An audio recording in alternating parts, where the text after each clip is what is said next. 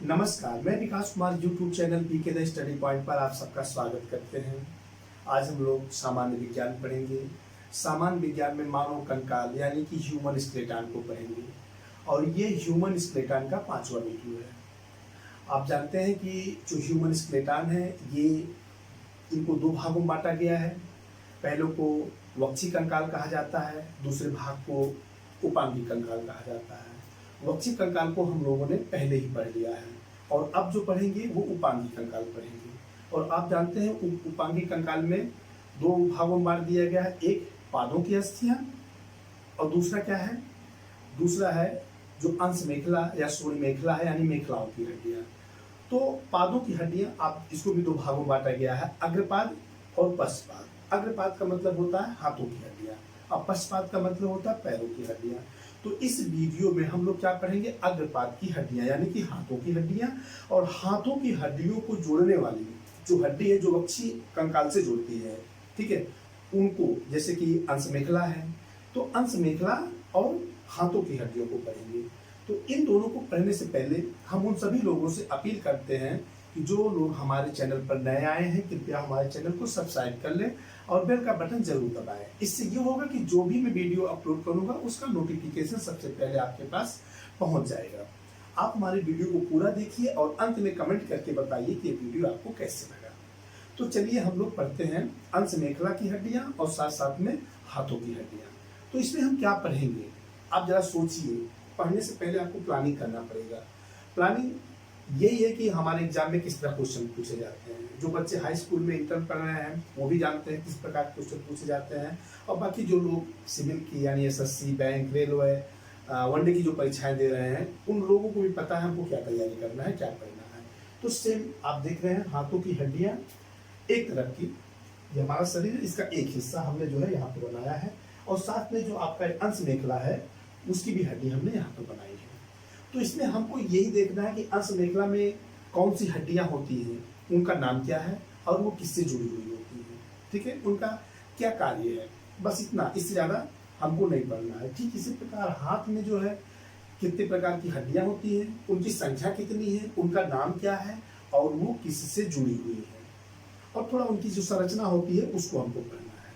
बहुत ज्यादा हमको नहीं पढ़ना क्योंकि क्वेश्चन आप एग्जाम में जो बैठते हैं विशेष रूप से कॉम्पिटिटिव एग्जाम में तो किस प्रकार के क्वेश्चन पूछे जाते हैं आपको मालूम है। तो चलिए हम लोग देखते हैं, ये हमारा जो है हाथ की हड्डी है, हाथ है और यहाँ पर इसको जोड़ने वाली ये हड्डी देख रहे हैं, ये हड्डी और ये हड्डी, इसी हड्डी को क्या बोलते हैं, इसी को अंश मेखला कहते हैं। इंग्लिश में इसको पिक्टोरल गिरडिल कहा जाता है। क्या कहते हैं इसको, पिक्टोरल गिरडिल, पिक्टोरल गिरडिल बोला जाता है। स्पेलिंग हमसे कभी कभी लिखते समय गलत हो जाती है, आप उसको माइंड में कब मत करिए। हम जो बताना चाह रहे हैं, जो समझाना चाह रहे हैं, आप उतना समझिए। तो जो ये पिक्टोरल गिरडिल होती है ये क्या करता है, ये जो हाथ की हड्डियां होती है और ये जो वक्षी कंकाल होता है, वक्षी कंकाल में आपको बता दें कि जो हमारी सीने की हड्डी है यानी कि जो एक कटहरा बना हुआ है, जो किससे, ये पसलियां, बीच में स्टर्नम होता है, पीछे का सिरुदंड होता है, तो इनसे बनी हुई ये पूरी हड्डी, गले की हड्डी, सर की हड्डी, ये सब वक्षी कंकाल के अंतर्गत आते हैं। तो विशेष रूप से आप देख रहे हैं ये हाथ की हड्डी किससे जुड़ी है, वक्षी कंकाल से जुड़ा है। जोड़ने वाला कौन है, अंश मेखला है। अंश मेखला में कुल कितनी हड्डियां होती हैं आपको बता दें, दोनों तरफ की हड्डी जोड़ा जाए तो कुल 4 हड्डी होती है। कैसे होती है हम आपको समझा रहे हैं। कौन कौन सी होती है, 2 हड्डी होती है, मतलब 2 प्रकार की हड्डी होती है। एक को क्या बोला जाता है, स्कैपुला बोला जाता है। ये देख रहे हैं, ये पीछे आपको दिखाई पड़ रहा है ना, इसका चित्र हमने यहाँ बनाया है, ठीक है।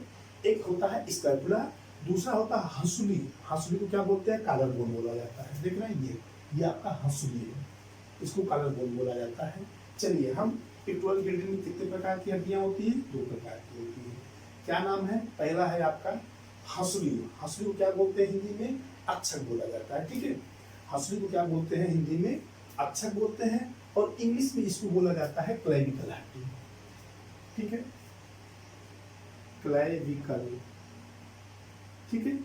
और इसको हिंदी बोलेंगे अक्षक अथवा हंसुली, हंसुली, ठीक है। अथवा इसको कॉलर बोन भी बोला जाता है। क्या बोलते हैं इसको?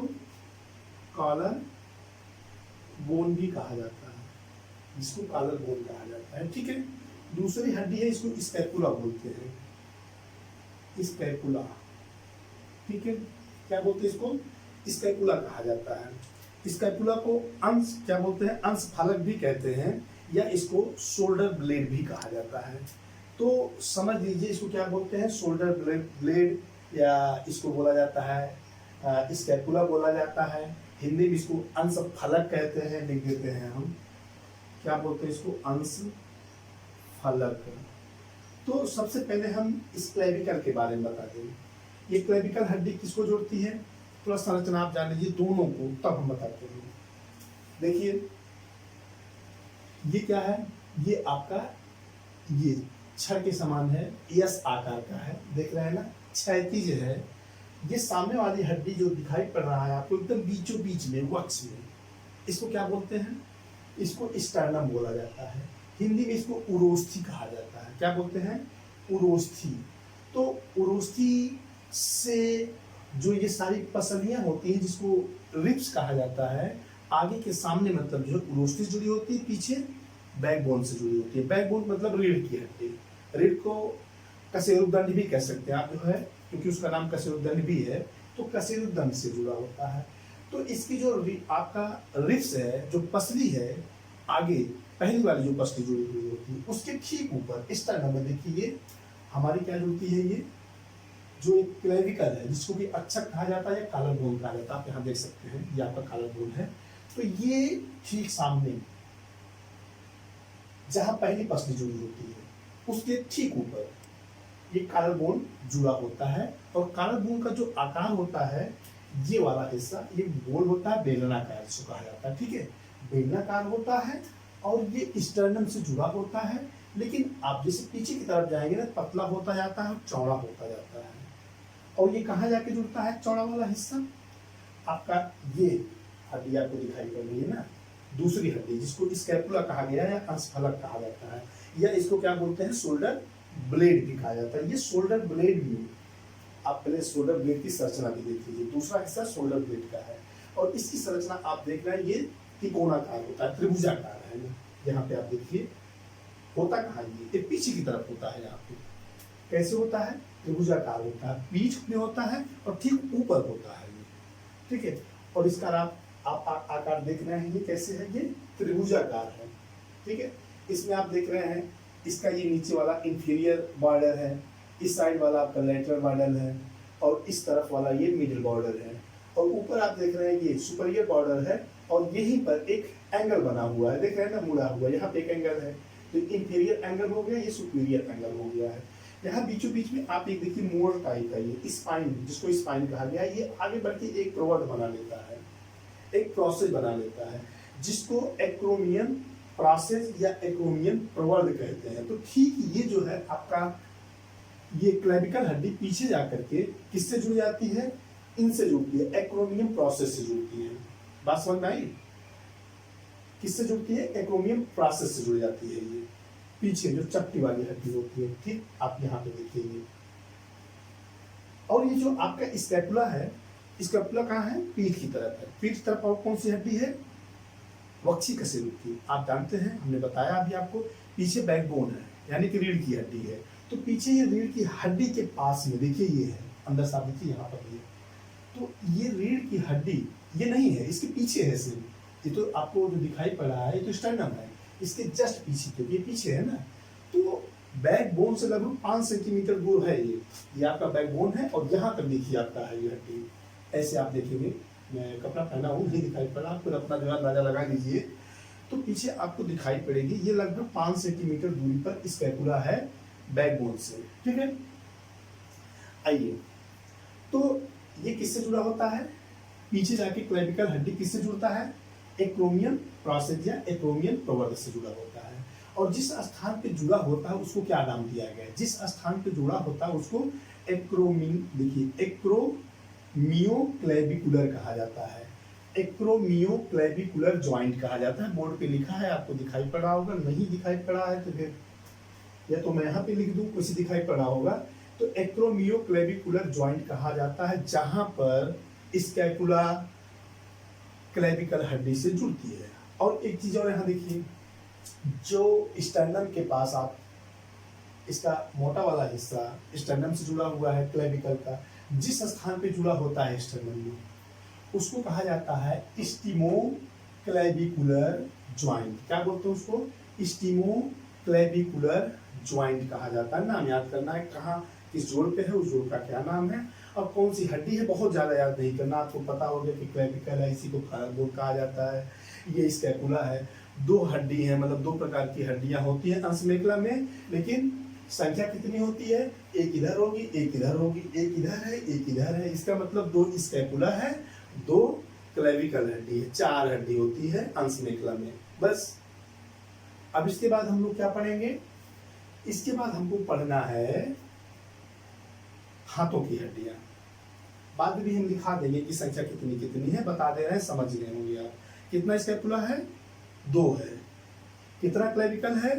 दो है। इसका मतलब अंशमेखला में कुल कितनी हड्डियां होती हैं? चार हड्डी होती है। क्लियर है ना? चलिए अब हम लोग पढ़ते हैं अंश में, मतलब इसकी जो है अग्रपाद की हड्डियों के बारे में। अग्रपाद की हड्डियां, ये वाला हड्डी आप देख रहे हैं, इसको भी तीन भागों में बांटा गया है अग्रपाद की हड्डियों को। ठीक है, पहले को आर्म कहा गया है। क्या बोलते हैं? आर्म, यानी कि बाहु। ठीक है, इसको आर्म कहा गया पहला भाग। दूसरे को फोर आर्म कहा गया है और तीसरे को क्या कहा गया है? हैंड कहा गया है। अब कहेंगे ये तो हाथ ही तो है, ये पूरा इसको बता रहे हैं अग्रपाद है। ठीक है, तो इसमें देखिए तीन भागों बांटा गया। बाहु, बाहु में एक हड्डी होती है जिसको कि आप ह्यूमरस कहते हैं या हिंदी में प्रगंडिका कहा जाता है। ठीक है, ह्यूमरस को हिंदी थोड़ा ज्यादा टफ होता है, इंग्लिश भी टफ है हमारे लिए। हिंदी पढ़ते हैं तो हिंदी टफ लगता है, इंग्लिश में पढ़ते हैं तो इंग्लिश में टफ पड़ता है, तो दोनों मिला के पढ़ना है ना। तो ये क्या है, इस हड्डी को, एक ही हड्डी होती है बाहु में, जिसको क्या कहा जाता है? प्रगंडिका, हिंदी में प्रगंडिका। ठीक है, एक हड्डी होती है, इंग्लिश में इसको क्या बोलते हैं? ह्यूमरस। ठीक है ना, इसको ह्यूमरस कहा जाता है। और इसमें जो फोर आर्म होता है उसके ठीक नीचे होता है, ये देखिए फोर आर्म होता है, यहां से लेकर के यहां तक तो आपका प्रगंडिका है। इसके नीचे वाला जो हिस्सा है ये फोर आर्म्स कहा जाता है। इसको प्रबाहु, क्या बोलते हैं इसको? फोर आर्म को प्रबाहु कहते हैं, बाहु के बाद प्रबाहु। ठीक है, इसमें दो हड्डियां होती हैं और दोनों आप देख रहे हैं, एक को रेडियस कहा जाता है, दूसरे को अल्ना बोला जाता है। इसके बाद नंबर आता है आपका ये हाथ की हड्डियां। हाथ की हड्डियां यानी कि हस्त को, ये भी तीन भाग में होता है। इसको मैनस भी कहते हैं, हस्त को क्या बोलते हैं? मैनस। ठीक है, ये इसमें तीन प्रकार की, तीन भागों में बांट दिया गया है। और तीन भागों में कौन कौन सा है आप जानते हैं? पहला है, इसको कलाई कहा जाता है, यानी कि इंग्लिश में रिस्ट कहते हैं। ठीक है, रिस्ट में कुल कितनी हड्डियां होती है? 8 हड्डियां होती है। इसको चर्चा करेंगे, मोटा मोटा बात आपको बता दे रहे हैं। दूसरा होता है ये हथेली होता है, ये वाला हिस्सा, ये कलाई है। ठीक है ना, ये आपका हथेली है और ये आपकी अंगुलियां हैं। तो दूसरा जो होता है हथेली, जिसको पाम बोलते हैं। ठीक है, और उसके बाद आपका फिंगर आ जाता है, अंगुलियां। तो इन सबको हम अग्रपाद की हड्डियों में देखेंगे, इनकी संख्या कितनी है और किससे किससे जुड़ी हुई है, इनका थोड़ी संरचना भी देख लेंगे, ज्यादा इसमें डिटेल में पढ़ना नहीं है। ठीक है, आइए अब हम देखते हैं आपका ये ह्यूमरस। ह्यूमरस का जो अगला वाला भाग है वो किससे जुड़ा होता है? अगला वाला भाग आप देख रहे हैं जो आपका स्कैपुला है उससे जुड़ा होता है। कहाँ पे जुड़ा होता है? आइए यहाँ पे आप देखिए। आप अभी एक पढ़े थे एक्रोमियम प्रवर्ध, यानी एक्रोमियम प्रोसेस। ठीक है, इसके जस्ट नीचे आपको एक गड्ढा दिखाई पड़ेगा, काफी बड़ा गड्ढा। किसमें? स्कैपुला में। ठीक है, एक काफी बड़ा आपको गड्ढा दिखाई पड़ेगा जिसको ग्लिनायड कैविटी कहते हैं, यानी कि ग्लिनायड गड्ढा कहते हैं। देखो ये लिखा है, इसी गड्ढे में आपका जो प्रगंडिका है, देखिए प्रगंडिका बोले या हम ह्यूमरस बोले, बात एक ही है। ह्यूमरस का अगला वाला हिस्सा इसी में धंसा होता है। ये वाली हड्डी देख रहे हैं ना, यहाँ हमारा स्कैपुला है, यहीं पे जाके ये धंसा होता है। ठीक है, अगला वाला हिस्सा जहां पर ये धंसा होता है, देख रहे हैं। उसके जस्ट नीचे एक उभार होता है, देख रहे हैं उभार ना, ये वाला हिस्सा देख रहे हैं ना, ये उभार होता है जिसको ग्रेटर ट्यूबरकिल कहते हैं, देख रहे हो। ये हिस्से को क्या बोलते हैं, ग्रेटर ट्यूबरकल बोला जाता है। ठीक इसके नीचे ग्रेटर ट्यूबरकल के नीचे देखिए छोटा सा फिर एक उभार है, नीचे है। ग्रेटर ट्यूबरकल ऊपर है और ये थोड़ा नीचे है, ठीक है।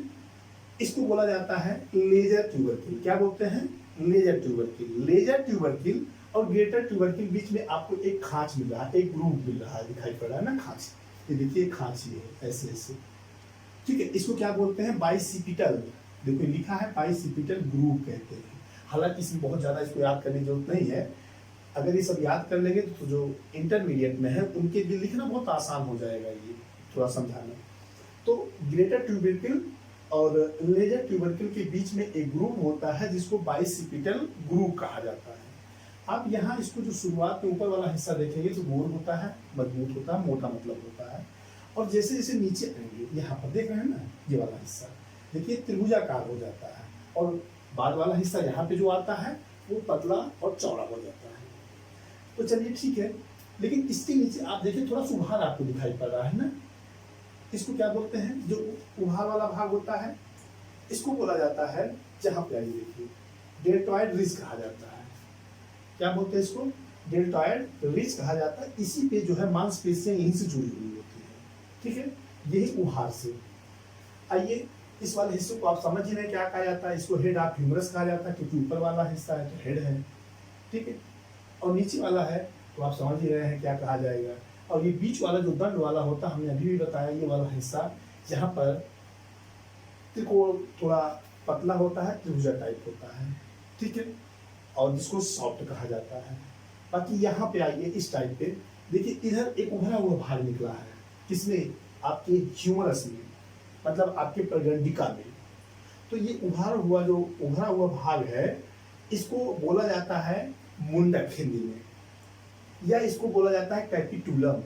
क्या बोलते हैं इसको, कैपिटुलम बोला जाता है। तो ये हड्डी है।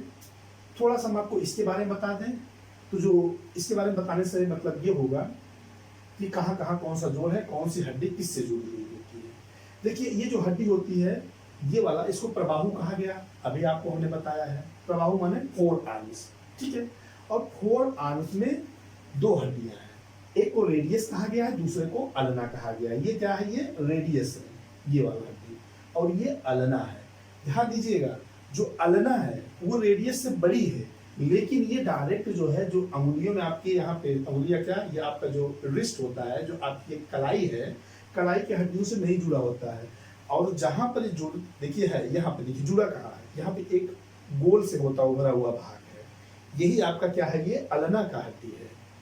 ये पतली उंगली की तरफ जो है, छोटी उंगली की तरफ अल्ना होता है, और जो अंगूठा का है, अंगूठा आपका, उसकी तरफ होता है रेडियस होता है। ध्यान दीजिएगा, अगर आप हाथ इस तरह किए हैं तो ये जो इधर है, इधर हड्डी आपका रेडियस है और इधर वाली हड्डी आपका अल्ना है।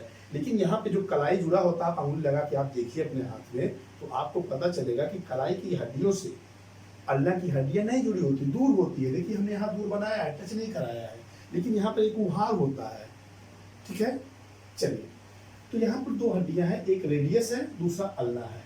रेडियस का अगला वाला भाग, ठीक है, यानी सिरा वाला भाग, ये किससे जुड़ा होता है, कैपिटुलम से जुड़ा होता है। कैपिटुलम किसका भाग होता है, कैपिटुलम ह्यूमरस का भाग होता है। बात समझिएगा, कुछ इसमें है नहीं। तो और इसके बगल, ठीक, आप देखेंगे यहाँ पे हम दिखा दे रहे हैं। चलिए यहाँ पे क्या, हम यही पे आपको बताना पड़ेगा। यहाँ पे से थोड़े अंदर थोड़ा सा आप देखिए, यहाँ पर ह्यूमरस का जो पार्ट होता है उसको कोरोनाइड फोस्सा कहा गया, और यहाँ पर कोरोनाइड प्रोसेस भी निकला होता है। ये अल्ना का पार्ट होता है जो कि इससे जुड़ता है, किससे जुड़ता है, ह्यूमरस से जुड़ता है। जहाँ पर जब आप अपने हाथ को मोड़ते हैं तो इसी फोस्सा में क्या होता है, इसका प्रोसेस घुस जाता है, किसका, इसका अल्ना का, और ठीक ये भी इसी तरह जो है इसके अंदर घुस जाता है मोड़ने पर। अच्छा, हम हाथ अपने को फैलाते हैं तो पीछे वाले देखिए, जब मोड़ते हैं तो इधर निकला है, और जब अपना हाथ फैलाते हैं तो क्या होता है, सीधे जो है ये भी कहीं ना कहीं घुस जाता है ना, तभी सीधा होता है। जो हाथ निकला हुआ है, देखिए हड्डी निकली हुई है, और जो हड्डी निकली हुई है उसको क्या बोलते हैं, ये जो हड्डी निकली हुई है इसको ओलिक्रेनम प्रोसेस कहते हैं। और ये ओलिक्रेनम प्रोसेस किसका भाग होता है? अल्ना का भाग होता है, रेडियस का भाग नहीं होता है, अल्ना का भाग होता है। ठीक है, इसका भाग होता है अल्ना का। और जब अपना हाथ हम फैलाते हैं तो ये ह्यूमरस की जो हड्डी होती है एक गड्ढा टाइप होता है जिसको बोला जाता है ओलिक्रेनम फोस्सा। तो उसी ओलिक्रेनम फोस्सा में ये ओलिक्रेनम माने अल्ना का जो भाग होता है, ध्यान दीजिए, बड़ा कंफ्यूजन है यार। ओलिक्रेनम फोस्सा ये किसका भाग है? ह्यूमरस का भाग है। एक गड्ढा होता है जिसको कि ओलिक्रेनम फोस्सा कहा गया है। और दूसरा जो आपका अल्ना है, अल्ना का जो यहाँ उभरा हुआ भाग है इसको ओलिक्रेनम प्रवर्ध कहा जाता है, प्रोसेस कहा जाता है। जब हम अपना हाथ को फैलाते हैं तो ओलिक्रेनम प्रवर्ध यानी कि अल्ना का जो भाग होता है वो किसमें घुस जाता है? ह्यूमरस के ओलिक्रेनम फोस्सा में घुस जाता है। समझ में आई बात? इसके बाद ये है आपकी क्या है? रिस्ट है, यानी कि कलाई है। कलाई में कुल कितनी हड्डियां होती हैं? 8 हड्डियां होती हैं। 2 पंक्तियों में ये सजी होती है और इस पे लिगामेंट से एक दूसरे से जुड़ा होता है, उसके ऊपर मांस आ जाता है। ठीक है, क्योंकि भाई हमने बताया जहां पर हड्डियों को जोड़ने, हड्डियों को हड्डियों से कौन जोड़ता है? लिगामेंट से जोड़ते हैं, यानी स्नायु जोड़ते हैं। ज्यादा मोच आपको देखिए हाथ में ही आता है ना, जब कभी लिगामेंट टूट जाता है तो मोच आ जाता है। तो ये इसमें 8 हड्डियां होती है। इसके ठीक नीचे पाम होता है, यानी कि हथेली। हथेली में कुल कितनी हड्डियां होती हैं? 5 हड्डियां होती है। एक अंगूठे से जुड़ा होता है, एक हड्डी जाके अंगुलियों से जुड़ा होता है, ये वाली अंगुली से, दूसरी इस अंगुली से, तीसरी चौथी इस अंगुली से, 5वीं इस अंगुली से। मतलब 5 अंगुलियां हैं। 5 अंगुलियों से जोड़ने के लिए 5 पाम्स यानी 5 हाथ, जो आपका ये हथेली है, हथेली की अंगुलियां जो है वो मतलब हड्डियां होती है। और इसके भी 3 भाग होते हैं। 2 ये गोलाकार होता है ऊपर, और नीचे देखिए गोलाकार होता है ये। ठीक है, बीच में थोड़ा चपटा टाइप होता है। समझ में आई बात? और इसी प्रकार आप अंगुलियां देखेंगे, अंगुलियां कुल कितनी है?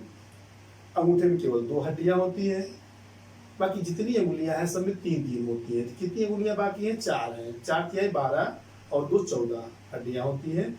और इनका नाम हम आपको बताते चल रहे हैं। ध्यान सुनिए, शुरुआत हम कर दे रहे हैं। जो समझाना था हमने आपको मोटा मोटा समझा दिया है, क्योंकि बहुत हमने कहा डिटेल में इसमें पढ़ने की जरूरत नहीं है।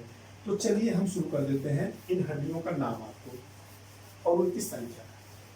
तो एक तरफ की हड्डियां हम देखेंगे, एक हाथ की हड्डियां, और एक तरफ की जो आपका अंशमेखला है, पेक्टोरल ग्रेडियल है, उसकी एक तरफ की हड्डियों को देखेंगे।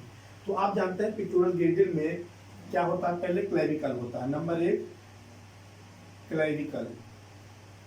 क्लेविकल संख्या कितनी होती है? 1 होती है। एक तरफ की बात हम करें, दोनों तरफ करेंगे 2 होगी, बाद में मल्टीप्लाई कर देंगे।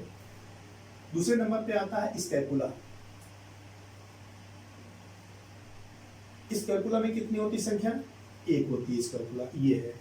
ध्यान दीजिएगा, स्पेलिंग हमसे मिस्टेक हो जाता है लिखने में, ध्यान नहीं दे पाते हैं हम, यहाँ पे हमने गलती किया है। तो देखिए स्कैपुला की संख्या 1 है एक तरफ, और क्लेविकल की 1 है। उसके बाद आता है हाथ में। हाथ में सबसे पहले आता है ह्यूमरस। ह्यूमरस सबसे ऊपर वाला पार्ट है जिसको कि प्रगंडिका कहा जाता है। इनकी संख्या कितनी है? 1 है। तीसरे नंबर पर है ह्यूमरस। ह्यूमरस इनकी संख्या 1 है। इसके बाद आता है प्रबाहु में, यानी कि 4 आर्म्स में। 2 हड्डियां होती है, एक रेडियस होता है, एक अल्ना होता है। ठीक है, चौथे नंबर आ गया रेडियस। रेडियस में कितनी होती है? 1 होता है। ठीक है, रेडियस। इसके बाद आती है अल्ना। 5वें नंबर पर क्या है? अल्ना है। अल्ना, इनकी संख्या कितनी है? 1 है। इसके बाद जो कलाई की हड्डियां होती है, कलाई की हड्डियों को कार्पल्स कहा जाता है। क्या बोलते हैं इसको? कार्पल्स कहते हैं। यहाँ पे हम लिख दे रहे हैं, यहाँ पे लिख दे रहे हैं, कार्पल्स होता है। ठीक है, कार्पल्स में कितनी हड्डियां होती हैं? कार्पल्स में कुल 8 हड्डियां होती है, 2 पंक्तियों में होती है। अब ये सब स्नायु से जुड़ी होती है, यानी कि लिगामेंट से जुड़ी होती है। कितनी होती है? इसमें 8 हड्डियां होती है। इसके बाद जो ये पाम है, पाम की हड्डियों को मेटाकार्पल्स कहा जाता है। क्या बोलते हैं इसको? मेटाकार्पल्स। मेटाकार्पल्स।